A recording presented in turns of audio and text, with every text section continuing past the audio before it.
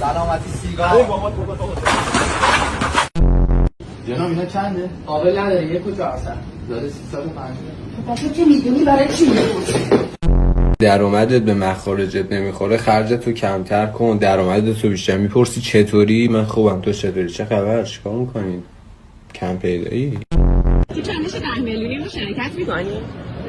بله. اسمتون چیه؟ مائده.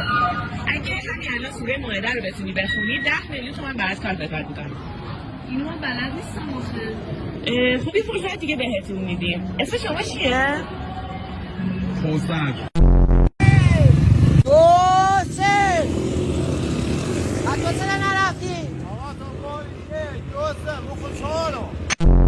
خب بریم یه 2 تا بربره بگیریم.